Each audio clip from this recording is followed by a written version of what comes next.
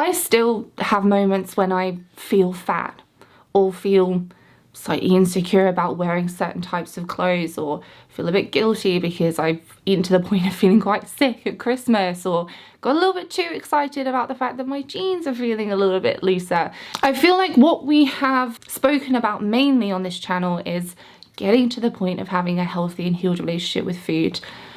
But I perhaps haven't given enough airtime to something that's really quite important. But it's been coming up a lot recently with clients, so I felt the need to discuss it with you guys today. Being healed, quote unquote, from disordered eating or poor body image and having a healthy relationship with our body and with food does not mean that we are perfect with that. To me, having a healed and healthy relationship with our bodies and with food is, yes, firstly coming far enough in ourselves, in our ability to cope, to manage emotions, in fulfillment, in building up areas of self-esteem outside of food and weight, so that lapses or unhelpful thoughts and behaviors occur less, definitely.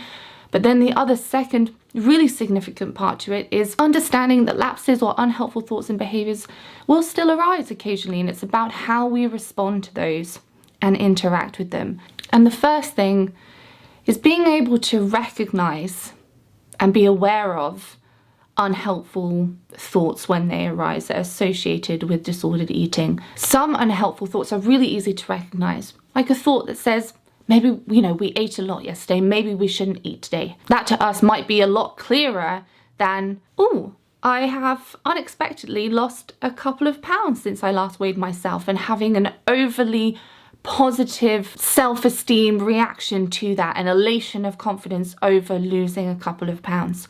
That might be a slightly more difficult one to pick out. So that's the first thing, recognizing the thoughts that we have that aren't necessarily associated with a healthy and healed relationship with food and with good body image, body neutrality. Be patient with yourself. I've been doing this for years and years and years, and I'm still only recognizing sometimes some thoughts that aren't very helpful. It's okay.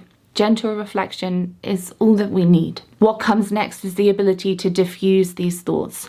And this is such a significant difference and much easier said than done, and it does take time. Once we recognize these unhelpful thoughts, being able to acknowledge them for what they are and essentially dismiss them without encouraging them, acting on them, or believing them. An example of this might be, say, I get a wedding invitation through the post, and one of the first thoughts that pops into my mind is, oh, I should maybe try and lose 15 pounds in, the 2 months until the wedding, so that I can feel more confident, so that I won't feel insecure at the wedding and I'll have a good time. Recognizing it, unhelpful thought, acknowledging it and dismissing it. An hour later, the same thought might pop up, acknowledge and dismiss. In this way, we're not giving airtime to thoughts that negatively impact us, our mood, or our self-esteem. And the consequences of that, by not giving these thoughts airtime or encouraging them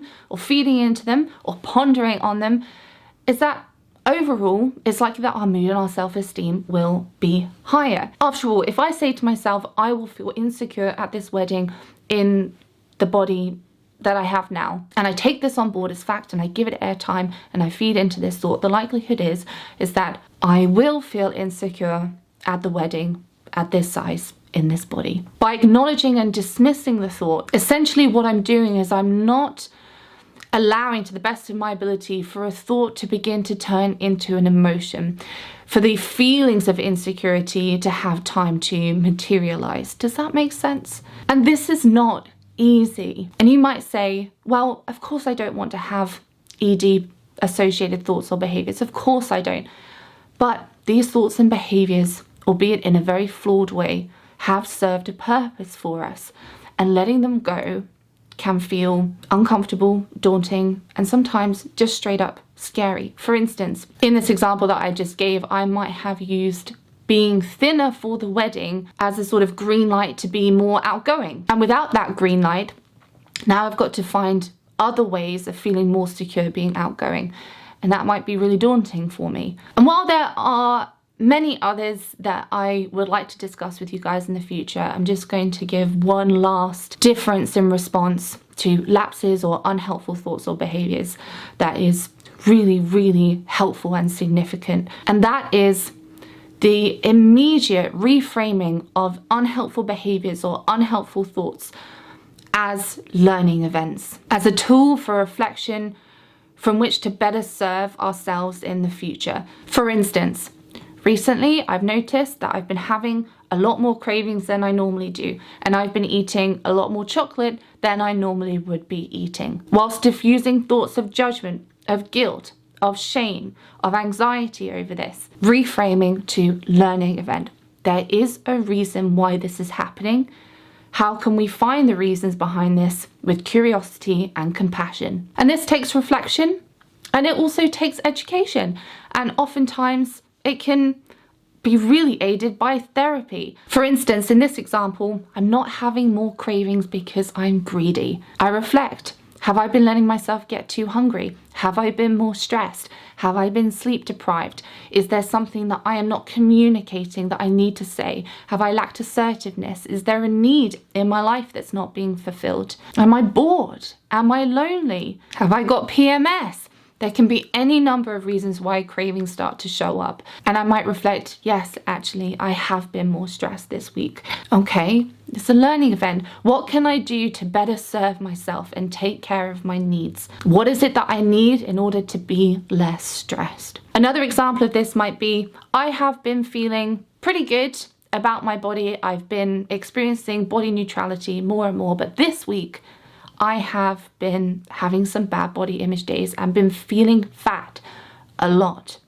Learning event. What else is actually going on? What is behind this? I might look back on my week and think, what was different about this week? Well, actually, I've been quite bored this week. I haven't been able to go out and have as much fun as I would like, and the weather's been pretty miserable. And so all round, my mood has just been lower, and that's been showing up in lower self-esteem, because there still is a connection there between my mood and my feelings on my body. I then make it a priority to go out and have some fun, to schedule some things in, and notice that by doing that, my poor body image thoughts start to diminish. One last example might be, I feel like my appetite had balanced out. I've been eating regularly, but today, an hour after lunch, I was really, really hungry despite being full at lunch.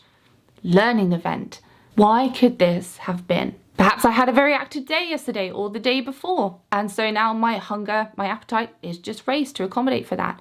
Or perhaps when I look at my lunch, I see that it was a nice bowl of pasta and there was no protein in it. Could that have something to do with it? Now, these are just a few examples of many, many that I could give. And as you can see, hopefully this is about reflection, and it's also about education. There's a lot there that we need to learn about ourselves and food and appetite and all of these things to try and make sense of that, which is, you know, one of the main goals of this channel, is to deliver you as much information as I can to support you in that. And I hope as well that you can see that this is an ongoing, forever evolving process, and we will not be free from lapses, but we can use them to learn. We can diffuse to not allow them to escalate, to not allow unhelpful thoughts or behaviors to escalate, diffuse, and then we can use them as a tool for learning, to better serve ourselves for the future, to better understand ourselves and our relationship with food and our bodies. Okay guys, that's all from me today. Leave any questions that you have down below, and I will see you in the next one. Take care of yourselves.